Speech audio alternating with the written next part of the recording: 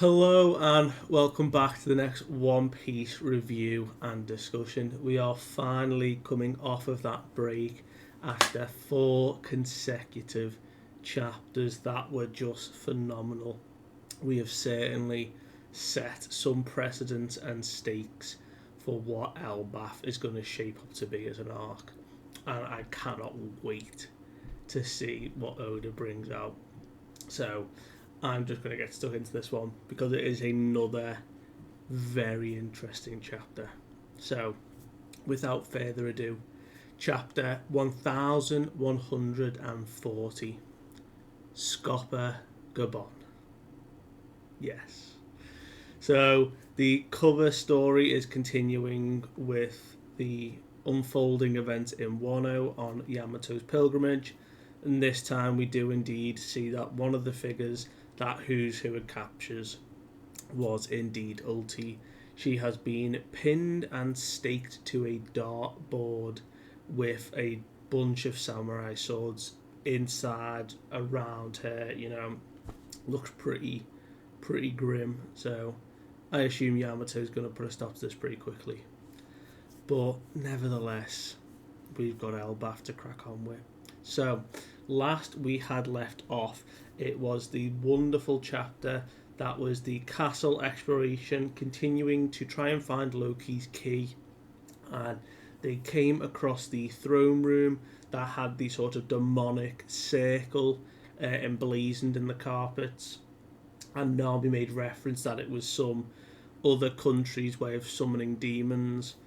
And in doing so, they were introduced to Yar-san, an old resident who had taken root at Elbaf and was actually Ripley's husband, Colin's father.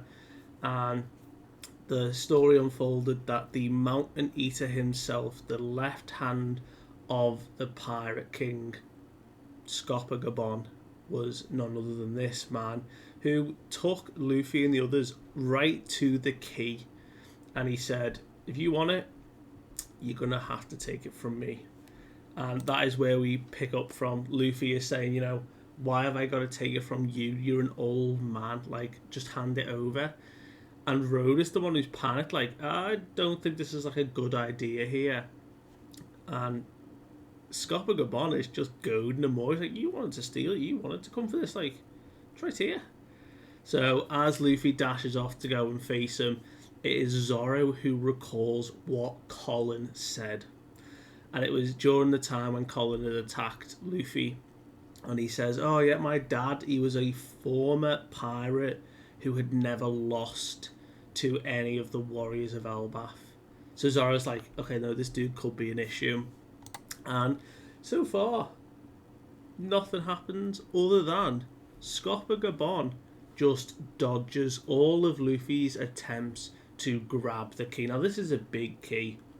Scopper Gaban's just holding it like it's nothing, and he's just sort of bobbing and weaving, just come on, he really putting up a fight. He's like, I want to get back to this banquet at some point today. If you really want to, just come and take it. And as Luffy extends his arm, Scopper Gaban decides to change things up. And as he leaps into the air, he infuses the key with Haki. And Luffy acknowledges that. He's like, that's Haki, this is a bad idea. And he just crushes Luffy with the tail end of the key and just crushes him.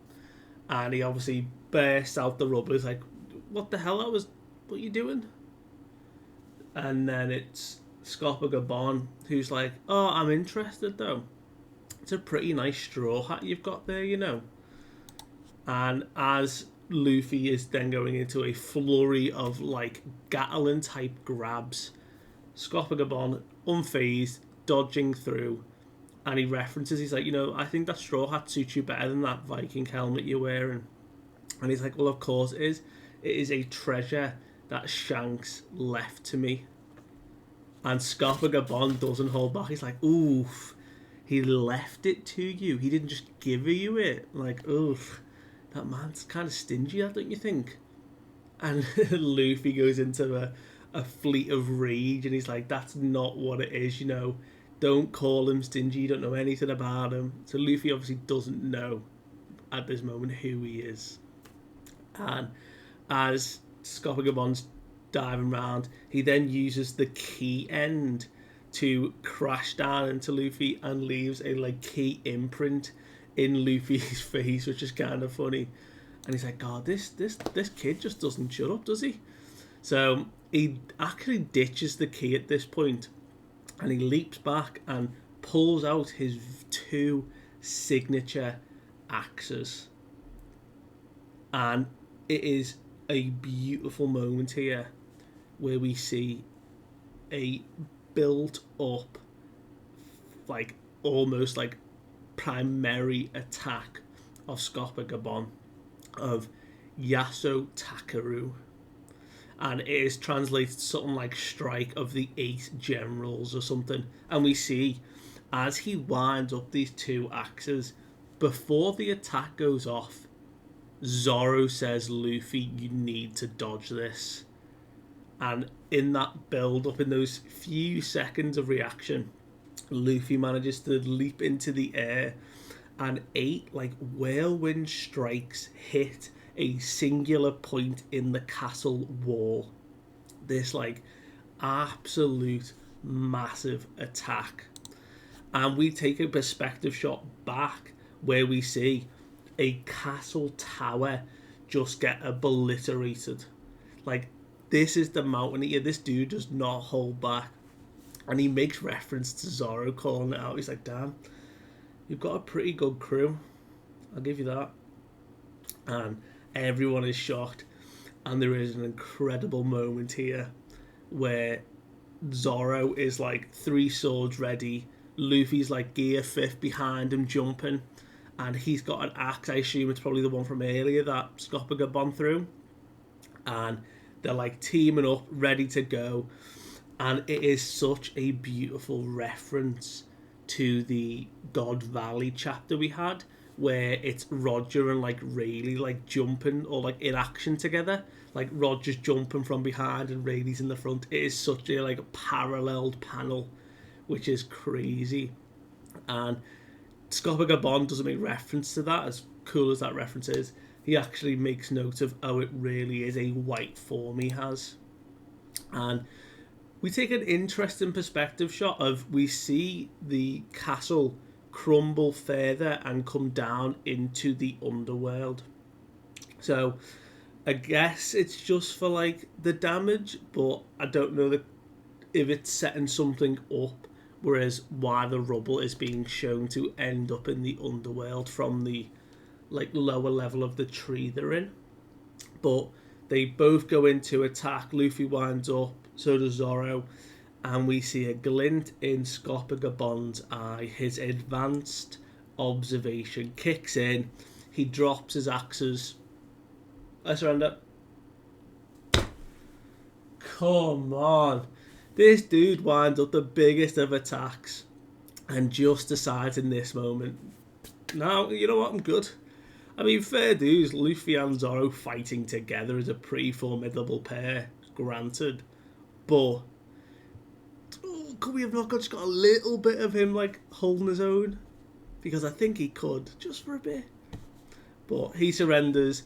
Luffy and Zoro's attacks like fly to his side. And they're like, what are you doing? Like, messing around? Like, is this some joke? Like, you are dead. Like, I just want this key. And Scopper Gaban's like, you've actually had this key the whole time now. And Luffy's like, what? And the key's just right next to him. He's like, oh, yeah, no, just cool. I'm just going to head off now. And it is Road who goes to comment about who this man is. And he's like, actually, you know, this man is... And Scopper Gaban's like, let's not rush things. Let's keep it fun. So he turns and he says, right, by the time you leave this island and Elbaf is safe, come and see me again. And like, what? Why do we want to see you twice? Like, I just wanted the key. Like, thanks, but we're not going to come back and see you. And he walks off smiling, like, obviously he's getting that reminiscent feeling of Roger and that. And it's actually a momentary flashback to when Shanks just came and visited him.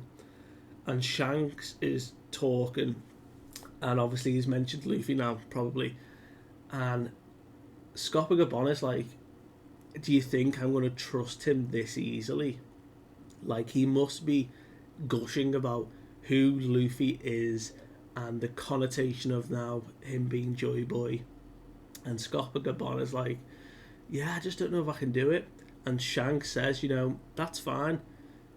Do it your way. And clearly, he has now earned that trust in that brief couple of moments.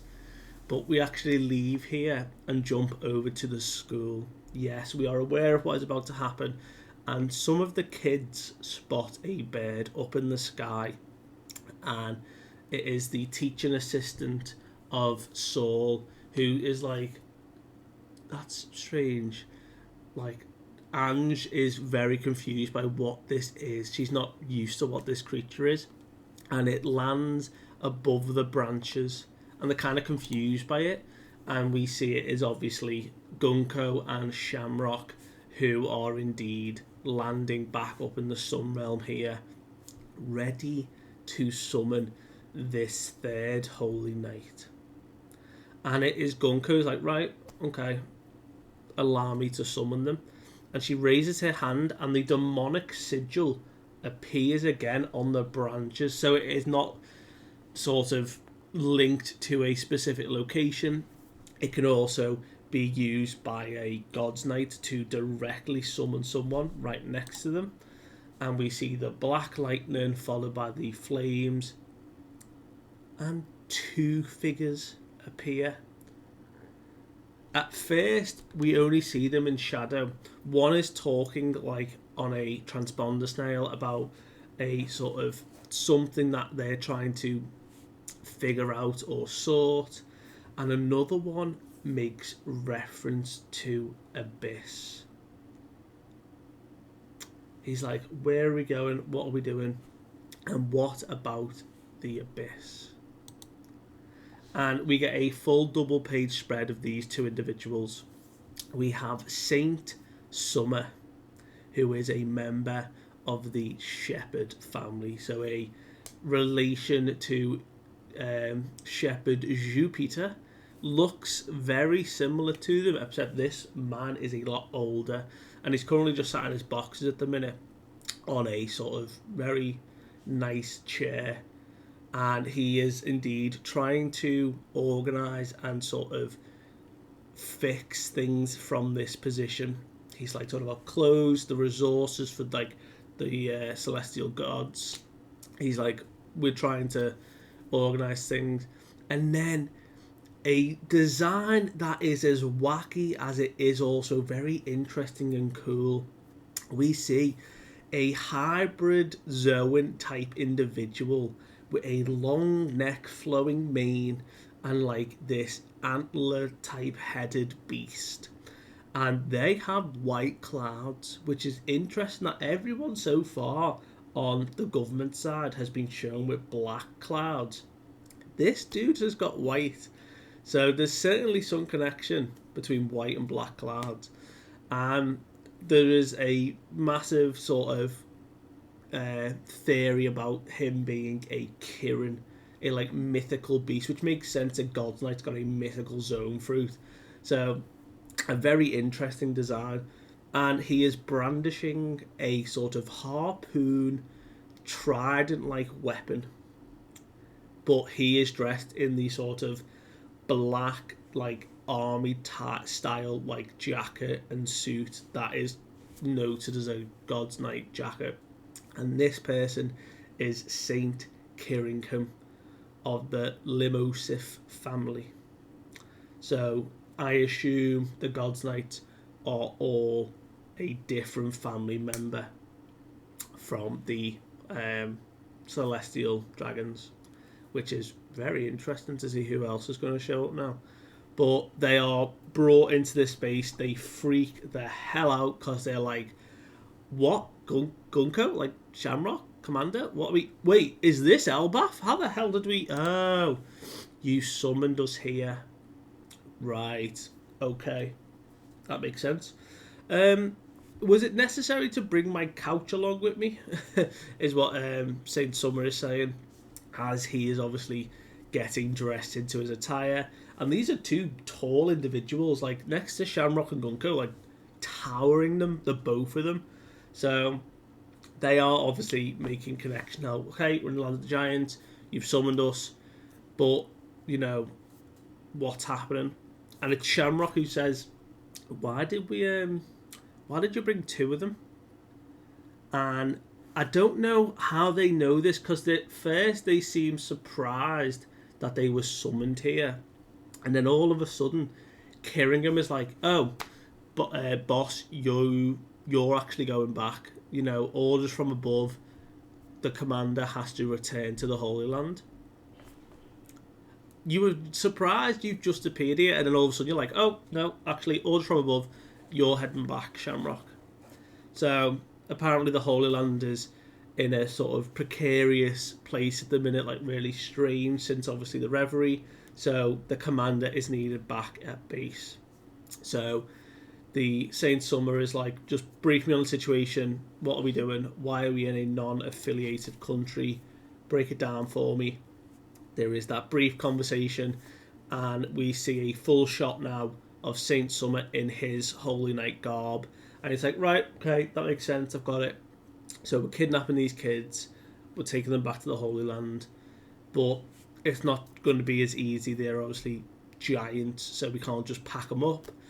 And Kiringham makes note here, and he references the Abyss again, and he says, we can't get them through the Abyss, so I guess it means we'll have to take them by ship. So obviously this Abyss is the portal that they are being summoned through.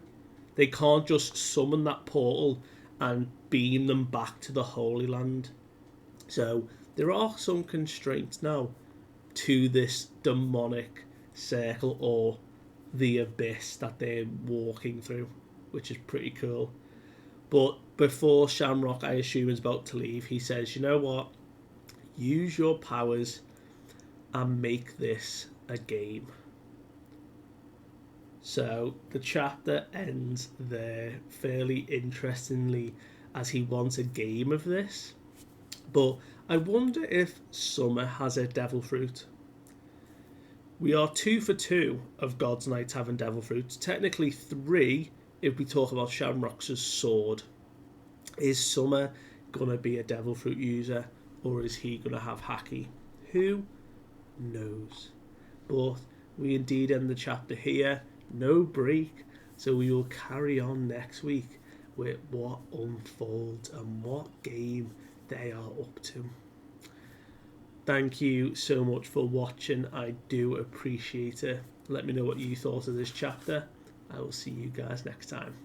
Bye.